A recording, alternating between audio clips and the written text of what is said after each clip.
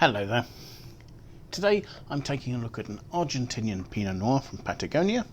So this is Rugientes 45 Pinot Noir. It's the 2018 vintage of that, and this is made by Bodega Otronia. Bodega Otronia, quite an interesting, relatively new estate, planted in 2010 in a place called Sarmiento, Churbut, on the shores of Lake Musters. It was created by somebody called Alejandro Bulgheroni, a billionaire. Working with him is winemaker Juan Pablo Murgia. Murgia has established a superb reputation very quickly. Evidently in 2021 he was named by Master of Wine Tim Atkin in his South American report as the Young Winemaker of the Year, and the following year in 2022 South American critic Patricio Tapia named him Winemaker of the Year in his reports. The estate has 50 hectares of vines. There are a number of varieties planted. There's Torrontes, there's Chardonnay, there's Gewurztraminer and Pinot Gris, and for the reds there's Pinot Noir, Merlot and Malbec. Conditions here in Patagonia tend to be very windy, very cool, and that this influences things in two ways. It means that there's very low humidity, thus there's very little disease risk from fungal diseases of the vine.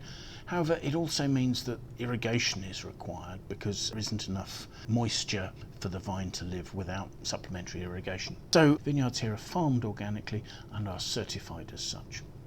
And the conditions make that relatively straightforward. The vineyards here are planted at 258 metres above sea level, and the Pinot Noir is planted on largely calcareous soils in a number of different blocks amongst the vineyards. The fruit is hand-picked. All this picking goes on early in the morning, so it's nice and cool, so the fruit isn't damaged by the heat. The bunches are picked into shallow 20 kg cagettes, and that means that the bottom layer of fruit isn't crushed by the weight of lots of fruit on top of it.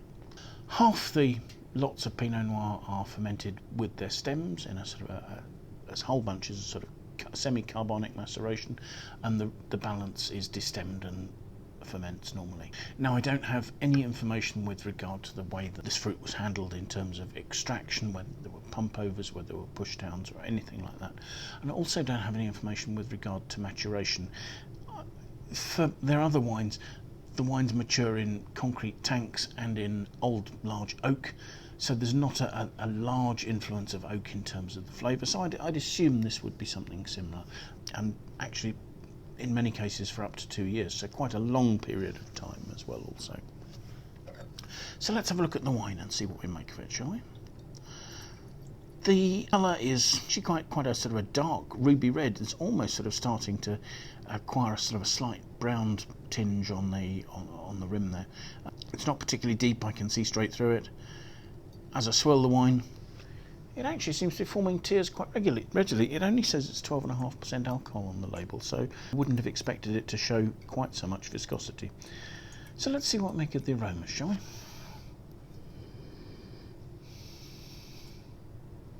The aromas are quite restrained. I've talked about carbonic maceration, and often that gives you a really forward primary fruit aroma to the wine, but that's not the case here. This is quite savoury, quite meaty. There are notes of development, notes of forest floor, perhaps some slight over-ripeness, a tiny touch of prune note there. There is very little sort of primary red fruit whatsoever. Maybe just a hint of raspberry there, but not a lot. So let's taste it.